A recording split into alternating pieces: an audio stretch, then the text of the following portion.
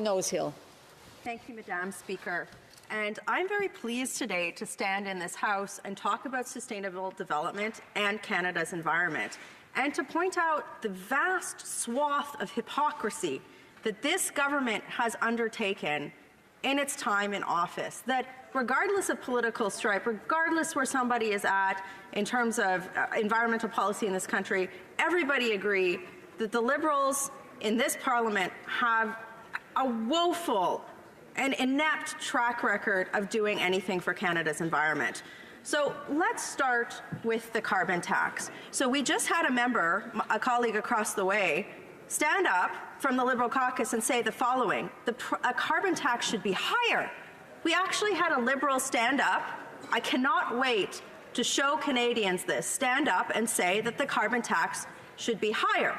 And she said that in response to a question that I asked her about whether or not their carbon tax would actually do anything to reduce greenhouse gas emissions in Canada. Now, why did she try to spin out of that question or show their true agenda?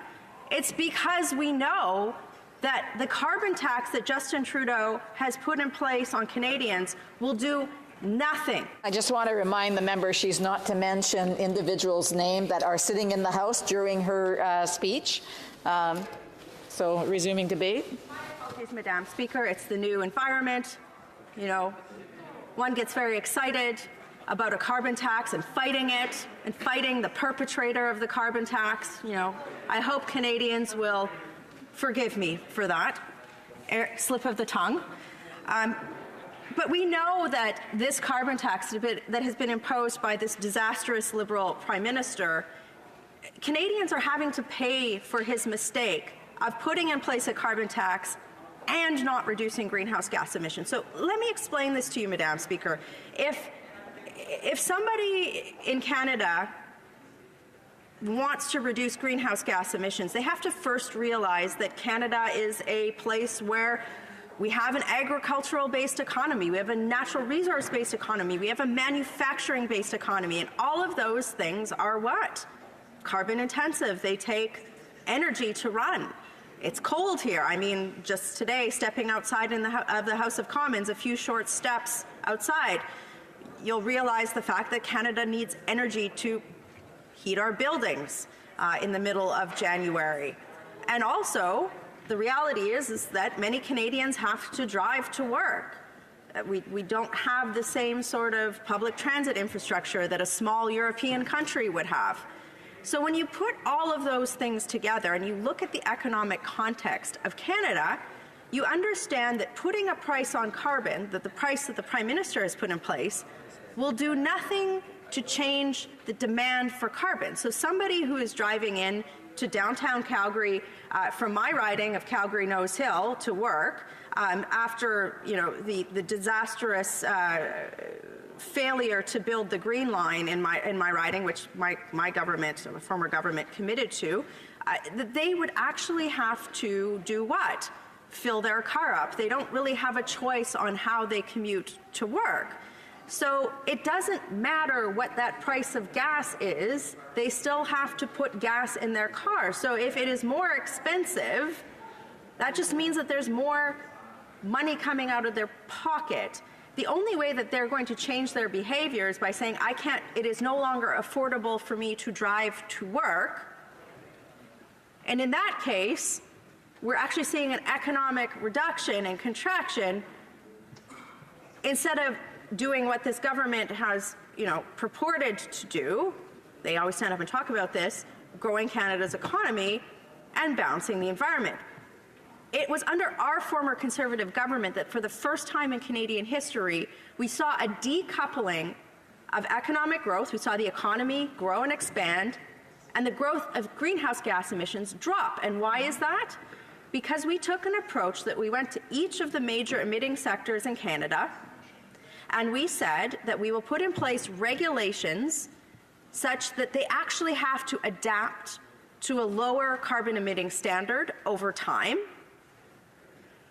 And that actually saw a reduction in greenhouse gas emissions. Passenger vehicles, the coal-fired electricity sector, all regulations put in place under a Conservative government. But carbon tax It's just a consumption tax. It's like they've added another GST to Canada's economy. It's not going to do anything to reduce greenhouse gas emissions. So, you know, it's so devastating as somebody who cares about this issue to watch their uninformed environment minister stand up and be completely unaware about any of the realities of the failed economic model of this situation. Now, of course, my colleague opposite that just stood up and made a speech, she got to their hidden agenda. It's not high enough. We need to make it higher. Because anybody who watches the Liberal government, they know that they can't resist doing what, Madam Speaker? Raising a tax. So if anybody thinks that the carbon tax is bad now, it's going to do what? It's going to go up. And this government has no plan on how to grow the economy. All they have a plan to do is pay a deficit or to build a deficit. And what does that mean? Today's deficit are tomorrow's taxes, Madam Speaker. So you've got this carbon tax that's not going to reduce greenhouse gas emissions. You've got these huge growing deficits. And you know what, Madam Speaker? For the amount of money that this government has spent on nothing that has materially impacted the lives of Canadians in a positive way, frankly, I mean, we could have had a gold-plated rocket ship to the moon. Canadians don't see anything for these deficits, but they will see increased taxes.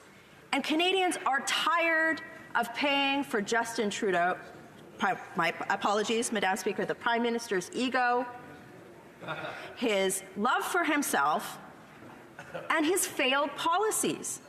And that's why we can't trust them on any sort of policy related to sustainable development. But I want to build on that case. We know the carbon tax is a failure, but there's something even bigger in terms of hypocrisy. So this government, Madam Speaker, has done everything possible to undermine the workers in the energy sector, the industries that are part of the energy sector across this country. They've done everything possible to call their jobs dirty. The Prime Minister even went abroad to Paris, and he said, I wish we could phase out the energy sector faster.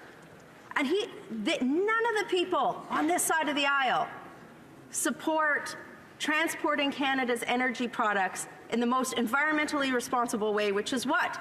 Pipelines. The people across the aisle, Madam Speaker, are content to let our energy products be transported in rail, which has both environmental implications as well as implications on our agriculture sector. So they're saying, let's do rail, let's not do pipelines, or let's shut the energy sector down. But at the same time, what are they doing? Let's talk about a pipeline, Madam Speaker, one of the few pipelines that the Liberal Party loves, and that's a pipeline of fecal matter. That's right.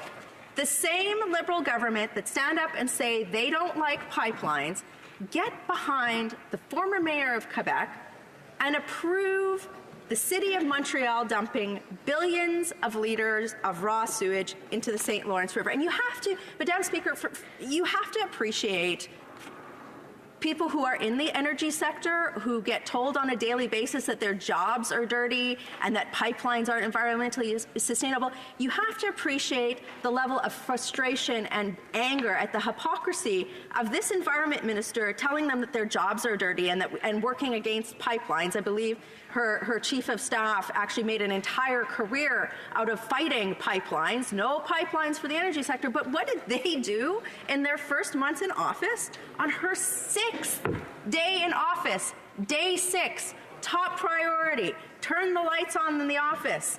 The environment minister approved a plan from the City of Montreal to dump billions of liters of raw sewage into the St. Lawrence River. So they're concerned about pipelines in Quebec, but not about fecal matter pipelines.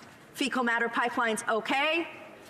Job-creating energy pipelines, not okay. That is sustainable development under the Liberal government. Now it gets worse.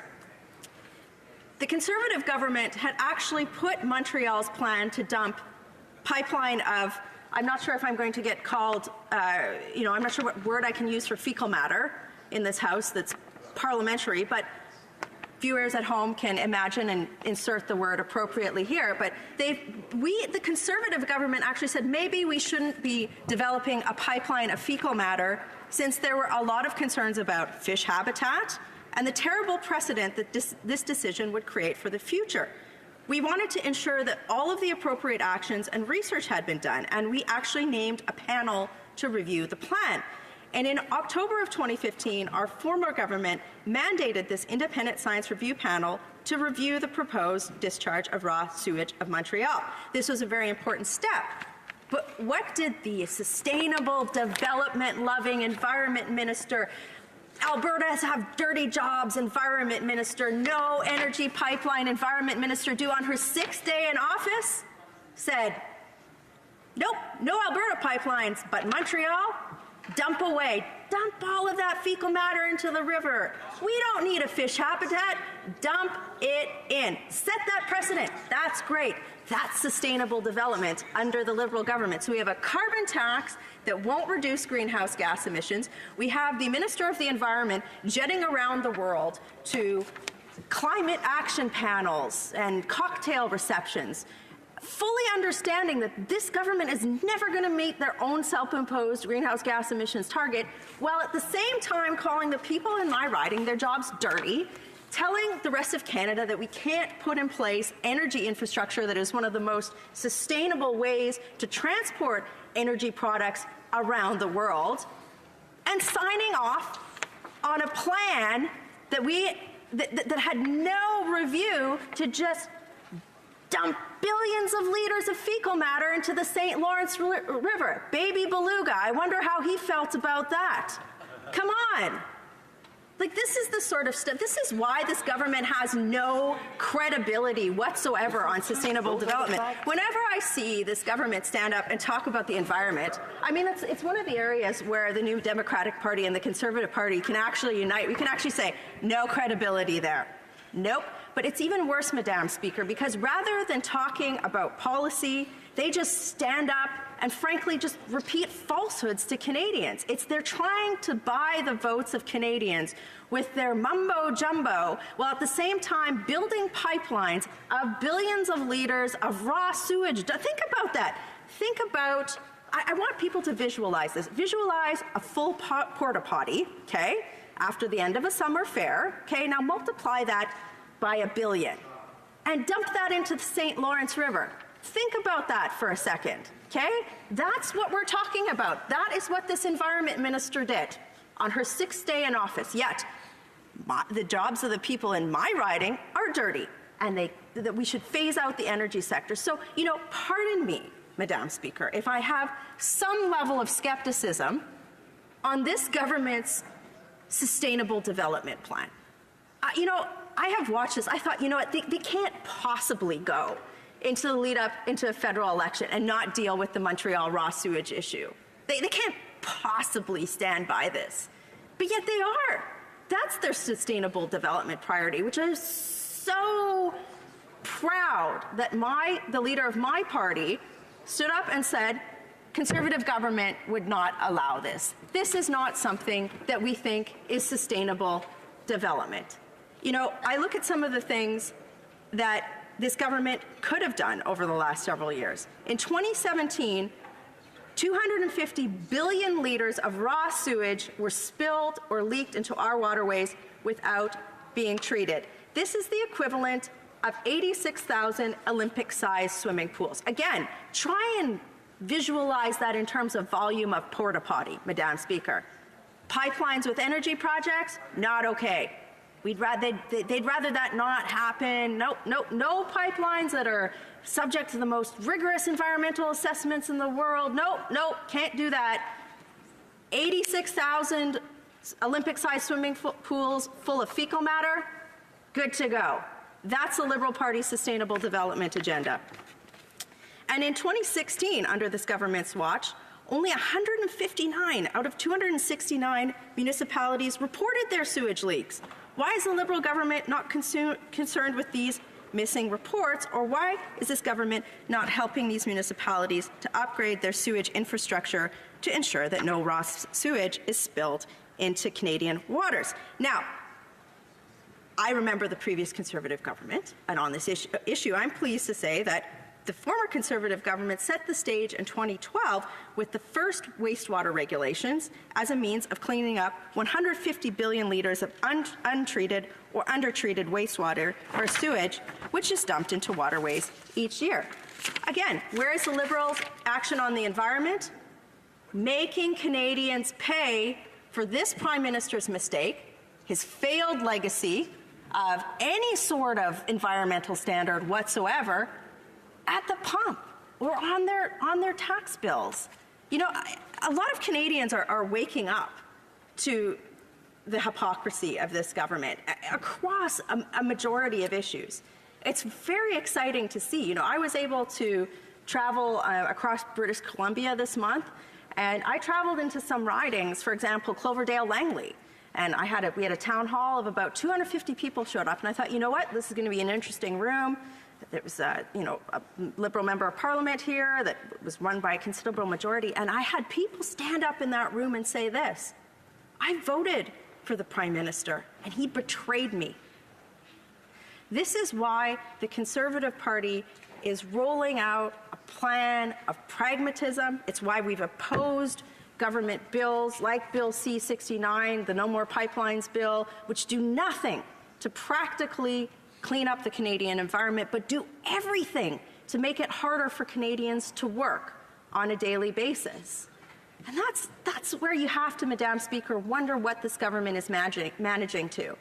If they're managing to taxing Canadians more but getting less results, what's in it for Canadians? Why do they have to pay for this Prime Minister's mistake? And it's because every person across the aisle here, every person who votes in favor of these bills that do nothing to help the Canadian environment or the economy, but actually make lives worse for Canadians, what is their motive on that? Why are they doing this? Well, they could just be doing this, because they haven't actually reviewed this legislation and they're not doing their jobs. That could be one particular matter.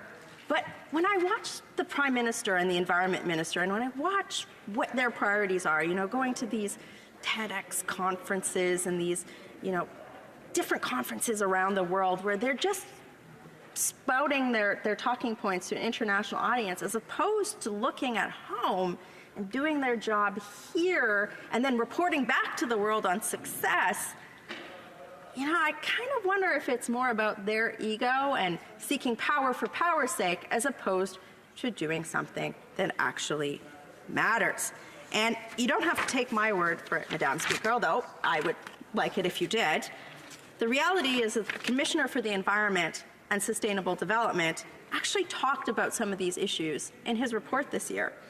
It's important to highlight this because it talks about the fact that the measures to reduce the greenhouse gas emissions contained in this government's framework had yet to be implemented. And that's on top of this carbon tax that this government has put forward, which is going to do nothing to reduce greenhouse gas emissions. But it is going to make Canadians pay for this Prime Minister's mistakes. This report is actually quite shocking for a government that had an Environment Minister dress up as a climate crusader for Halloween and put it on Twitter. You'd think a climate crusader could get a better report from the Environment and Sustainable Development Commissioner than this. But I want to close with this, Madam Speaker. This government can stand up, they can obfuscate, they can put all of these pretty talking points forward. But at the end of the day, their priority and their track record in this government has been a carbon tax that makes life more expensive for Canadians, does nothing to reduce greenhouse gas emissions, has stymied infrastructure, energy infrastructure in this country, and they've prioritized billions of litres of fecal matter going to the St. Lawrence River. Thank you, Madam Speaker. Comments? The Honourable Parliamentary Secretary to the Minister of Environment and Climate Change. Thank you kindly, Madam Speaker. To begin, I question the relevance of the member's entire submission on this point, given that we're debating the Senate amendments to Bill C-57, which she didn't touch on. In any event, she spent a good portion of her time on wastewater. I'd just like to point out some of the inaccuracies throughout the speech. She indicated they took a regulatory approach. What they didn't have was an infrastructure plan to actually allow municipalities to deal with the wastewater problems that we're actually doing right now. Second, she suggested that this whole side of the House is somehow opposed to the energy industry, nothing could be further from the truth. I personally spent about 5 years working in the city of Calgary, the same city that the member represents, and I can tell you that this side of the House does have supporters of the sector who are working hard to ensure that we develop our resources in a responsible way. Now, when it comes to our plan to put a price on pollution, we have to start by saying climate change is a problem. They've yet to pitch a single idea on what they're actually going to do to address the threat posed by climate change. We don't think pollution should be free, personally on this side of the House. We've actually sought the advice of the world's leading climate economists. They all come back to the same point that the most effective thing you can do to combat climate change is to put a price on pollution and return revenues to citizens. That is what we're doing. So my question to the member opposite is, why is she and the leader of the opposition committed to taking Doug Ford's approach to climate change and taking money from their constituents to make pollution free again? The honourable member for Calgary Nose Hill. My colleague mentioned relevancy, Madam Speaker. I think it's fairly relevant to talk about billions of litres of fecal matter being poured into the St. Lawrence River under the watch of this Environment Minister as relevant to the sustainable development of Canada. He talks about infrastructure. The only infrastructure dollars that have been prioritized by this government is the Infrastructure Minister's office renovations at the front of this Parliament. Canadians have seen virtually no movement of the billions of dollars of deficit on infrastructure across this country. And for a man to say that he worked in Calgary's energy sector and then vote time and time again on bills to support the Trans Mountain Pipeline or to get energy workers back to work, we have one word for that in Calgary, and that's traitor. I would just ask the honourable member to ensure that she watches the words that she uses in the House of Commons, and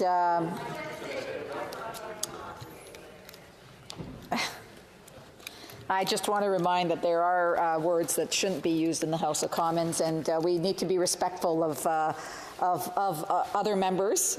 We may not be in agreement as to what they're saying or what their positions are, but we should be respectful of the words that we should be very careful on the words that are being used. Questions and comments? The honourable member for Kingston and the Islands. Thank you very much, Madam Speaker. And, I think we're starting to see where the Conservatives are going to be posturing themselves with rhetoric as we head into the next election. And fair enough. They have a good reputation of talking about things that are full of fecal matter. So therefore, I think that this is right up their alley. But my question to the member is specifically, she referenced 6 days after this government came into power and what the Environment Minister was forced to do. Why was the Environment Minister forced to do that? Because the preceding 10 years, there was absolutely no work done from the previous Conservative government with respect to building up the infrastructure so that the City of Montreal didn't have to do what they had to do. It's quite simple, Madam Speaker. It's literally a pool. It's literally a pool of water and a pool of fecal matter, and it's a matter of whether or not we can properly process what is in there before it enters into the St. Lawrence. If the proper infrastructure had been in place, the Environment Minister would not have had to do that 6 days after we came into government. The honourable member for Prince Albert is very capable of answering the questions. I would ask all other members to hold up on their thoughts. The honourable member for Calgary Nose Hill. Well, once again, I'll point out the fact that this government has racked up so much deficit, increased Canadians' taxes, and has done nothing for infrastructure in Canada. Under our former Conservative government, Canada's age of infrastructure reduced significantly, and we had huge investments in infrastructure under what? A balanced budget and the lowest federal tax burden in over 50 years, a concept this government has no idea whatsoever. And this member can stand up and be glib about this, but the reality is like he's actually making excuses for Montreal dumping billions of litres of sewage into the St. Lawrence River. If this government was so, and now he's saying, Madam Speaker, they didn't have a choice. If they actually cared about infrastructure, why did they approve this plan? I'm not sure any scientist would actually say that this is a great thing. And where was their infrastructure support? That's the problem, Madam Speaker. This government has had 3 years to do anything on any of these files, and they've done nothing except spend money and raise taxes. And now they have to account because Canadians are tired for paying for this Prime Minister's mistakes and failed policies. And I just want to remind members again that when somebody has the floor, to be respectful. The honourable member Kingston and the Islands had the opportunity to ask his question, and I would just ask him to allow the person that has the floor to have the opportunity to respond without being interrupted. Questions and comments? The honourable member for Edmonton Strathcona. Thank you very much, Madam Speaker, and it's great to see you again in the chair. A question I have to the honourable member, fellow member from Alberta. When the Conservatives were in power, much to their credit, they brought back in the Eco-Energy Retrofit Program, which is a great program which actually gives money to families or small businesses so that they can retrofit their buildings so that they can save in their energy bills. And in fact, when I was in the Public Works Committee, I actually brought forward the idea, why don't we take a look at how much taxpayer money could be saved if the federal government invested majorly in energy efficiency, and in the end we had a fabulous report, and by the way, from a majority Conservative committee. So my question, Madam Speaker, through you to the member, the Conservatives brought in this plan, it was oversubscribed, people loved it, and they killed it. Why did they kill it? Because they wanted to bring down their deficit before the election. So does the member not believe that a good initiative for sustainable development is support Canadian families so they can do their part too and reduce their energy costs through a home energy retrofit program? The honourable member for Calgary Nose Hill. Madam Speaker, one of the primary responsibilities we have in this place is to be wise stewards of taxpayer dollars. And unfortunately, that's a principle that's sometimes lost on parties that are to the left of the Conservative Party of Canada. And we actually should be looking at ways to, when we are in a deficit situation, return the budget back to balance. And that's something that this government has no intention of doing. That's quite clear at this point in time. I think that when you look at the record, the words that I twigged into with my colleague's question were doing things to help Canadian families make ends meet. I look at some of the things that none of the parties in this place support, common sense tax initiatives like income splitting that allowed people to value labor, to value the labor of people that might have lower income in a relationship. You know, I just think about all of those measures that many Canadians use to get by that were cancelled, that aren't supported by any other party in this place. And I look at the fact that I will give her party credit. I do think that her former leader probably would have governed to the right of this Prime Minister, but that said, nobody here ever talks about balanced budgets or deficit. And to me, that's walking away from the principle that we have on managing taxpayer dollars efficiently and effectively. Sometimes we have to talk about the fact that we have to live within our means, even here in government. And I'm very proud to say that our government left Canadians with a balanced budget, the lowest federal tax burden in over 50 years, and that's a good thing. Questions et commentaires? Questions et commentaires? Questions and comments? The honourable member for Louis Saint Laurent has a quick question. Madam Speaker, we often hear people say that the best way to reduce greenhouse gases is to impose a price on pollution. That's what I call the Liberal tax. The problem is, Madam Speaker, for 2 years in Quebec, we did a study on the cap and trade. And the result was that there was no reduction in greenhouse gases. So I'd like to hear what the member has to say about the fact that the Liberals want to tax people, even though we're not sure of the results of this program based on the Quebec experience. Member for Calgary Nose Hill. The reality is that carbon in Canada is a good that is relatively inelastic. There aren't a lot of substitute goods for it, and therefore when you increase the price of carbon, you're not going to see a lot of behavior change, but you are going to see a restriction or a constriction on economic growth, as well as Canadians' ability to make ends meet. So that's why this will not work. The $40 price on carbon, although one of my colleagues from Quebec boldly said that they really want to increase this tax, they haven't been able to show at what price behavior would change in Canada, and they haven't been able to show that how at this carbon tax that they've introduced, at what point that would actually meet their emissions targets. That's why the carbon tax is such a fallacy, and it's something that the Liberal government should be walking away from. The Reprise